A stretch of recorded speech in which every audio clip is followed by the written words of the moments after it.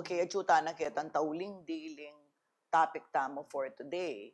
So, yung tauli tamon diling topic for today, yapin ining, ikang megkay ganyan, tututukan mo yan, yung keng Espelap ko. Atin tamang VTR, albentaya pa mo ita report ng Paulo tungkol keng Espelap ko. Misabi no kanuri San Fernando Mayor Vilma Caluwag at Espelapco General Manager Babes Lasatin, dikil king pamamyeri fund kareng consumers. Base na rin king maging desisyon ng Energy Regulatory Commission o ERC. King exclusive interview king CLTV 36 News. Sinabi ng Caluwag natin niya kanong endorsement alinatag ilasatin kareng miyembro ng board ng Espelapco. Kanyang August 7, sinabi da kanako na 450 million king bayaran da, ketang 654 million. So, ketang 450 million, bayaran de kanong 3 bulan. Kay ba't mababawas ka rin, kay balang metong bale, 20 to 23%. So, ngayon po pekibat ko, ay dito nga ako, po pwedeng kaya na 450 million mo ako. Agpangpakang Caluwag, sinabi na kanong lasatin na aliwa mo iya ing magdesisyon king Espelapco, nune pati na ring aliwang stockholders. King Taulida pa kanong pamisabi, bebisa na ilasatin na i-refund ya ing 654 million pesos, kabang ilaban de king Court of Appeals ing 1.7 billion pesos.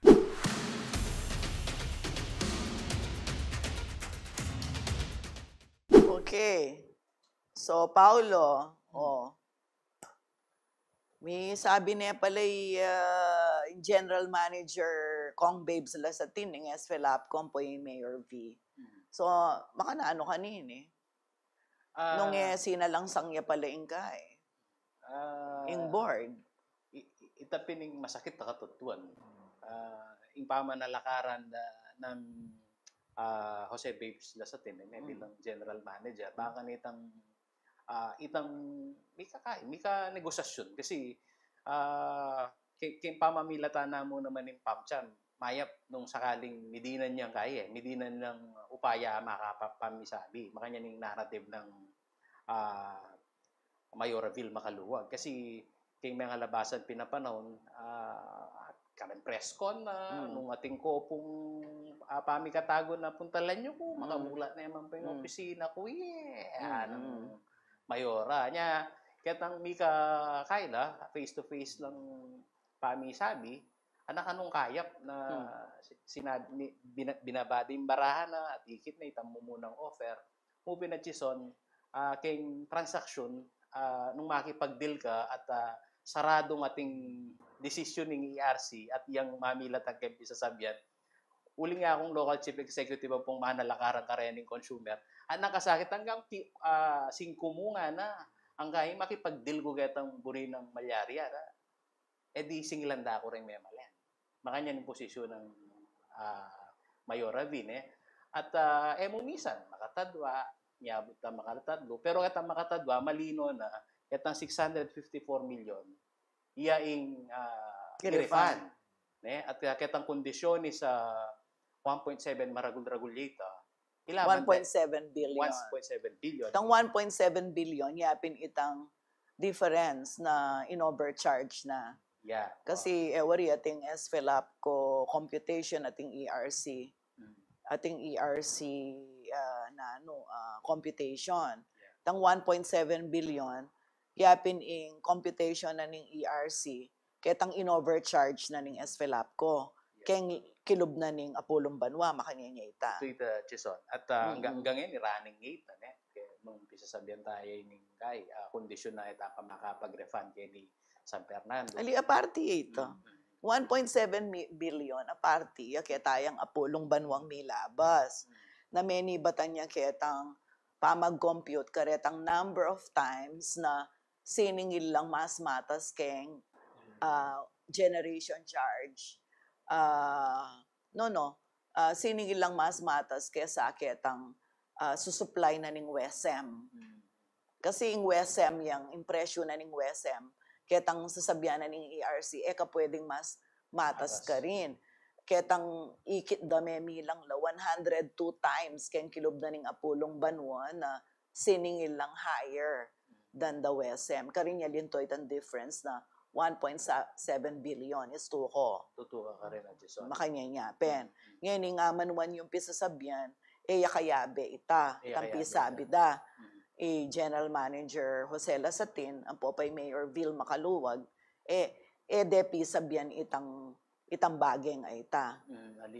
In karelang in commitment ng o in amano ng Likwan GM General Manager Babes Lasatin in itang 654 makanya niya. Kari mi sarado la na ketang katludang pamisabi kari na nadamdaman tinagon kita meeting muna makatadwa chupa kakayarap niya ketang katlo over the phone na lang mo pag video kain na lang video chat na mo at itapin babalita na yung board kwa itang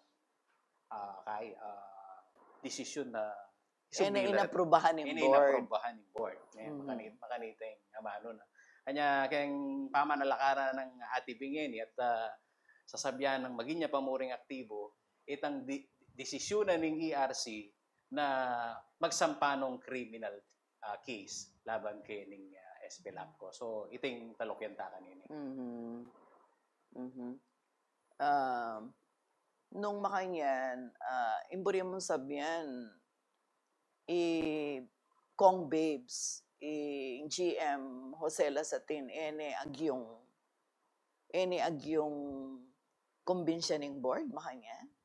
Peg sumikapan da ka nun In fairness naman, peg sumikapan ng manalakaran, kaya tang api sabyanda ng Mayora V, mupin, board yan in board dawari naning composition naning board dating kong idea nung ninoreng keng board karing stakeholder da syempre nung ninularetang alireng Mickey Bandi ilang keng board di ba so pila niya waring porsyento ing kanita kasi sabi da ing aboitis majority ne pero ketang Senate hearing less than 50%.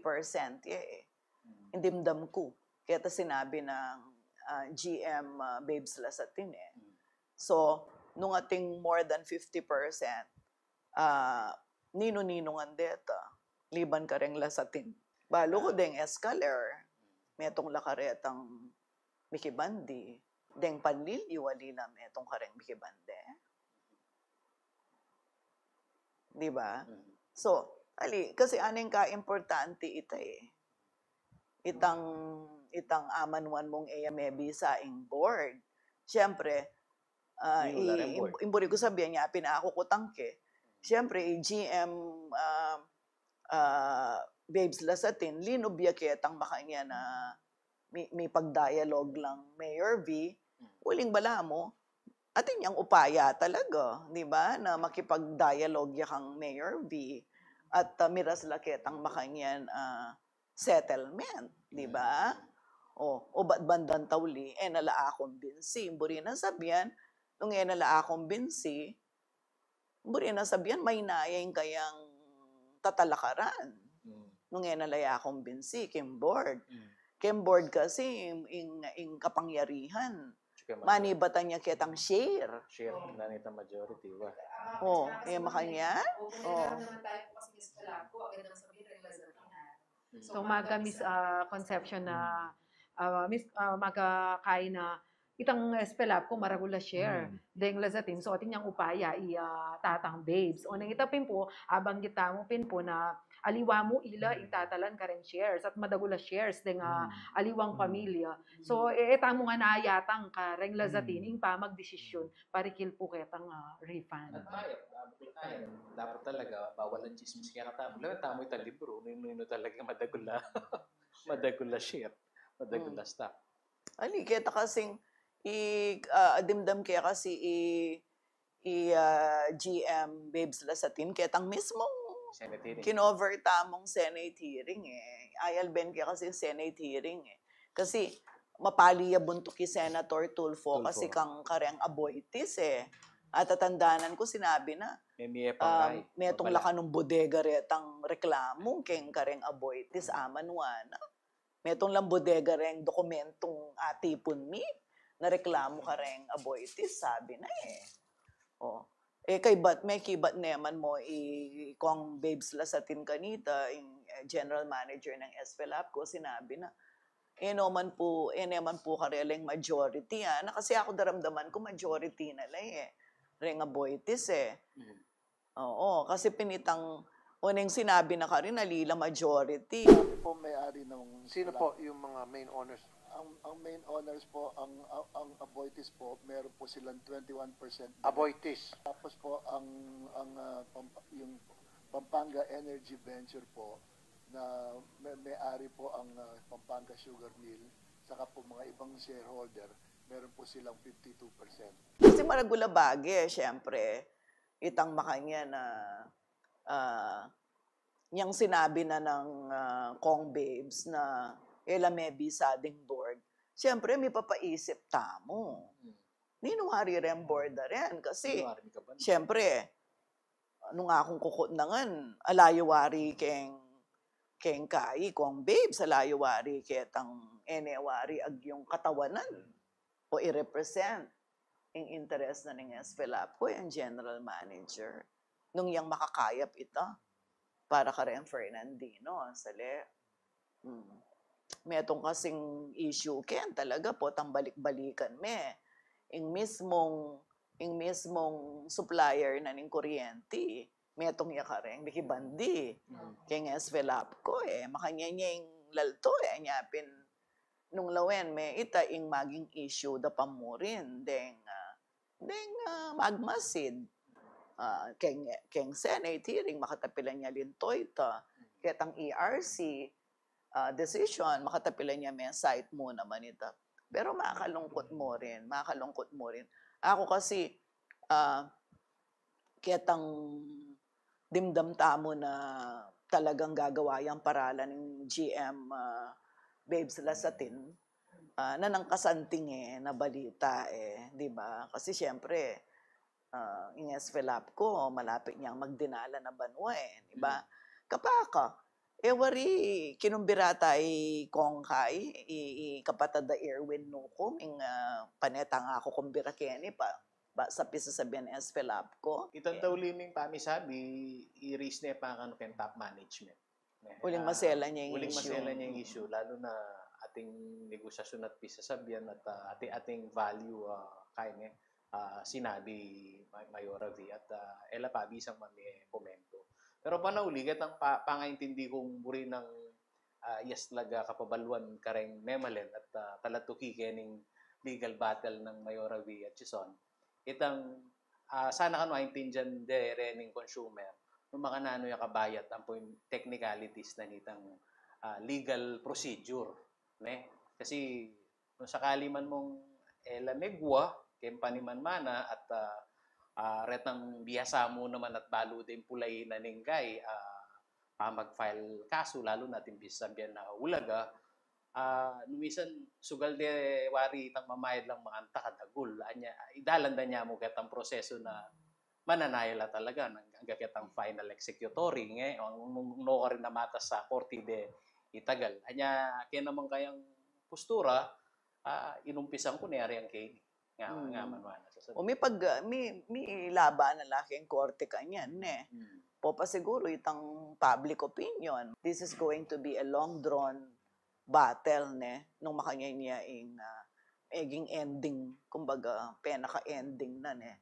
Well, bantenta niya mo siguro ining istorya ngayon So, kaya kayong atlo, dakala salamat at balo ko, dakal ko pa i-cover, dakal ko pa pagobran. Karen pong makatutok kayong bawalin chismis, dakala salamat po kaya kayo. Abayan nyo kaya po ken tutuking pamagsuri at pamaglino kareng mani mo ng balita. King Labuad, Kapampangan at Central Luzon. Pasibayo, ako po yung kaya kayong Talasuyo, Sonia P. Soto, atin pusong makabalet.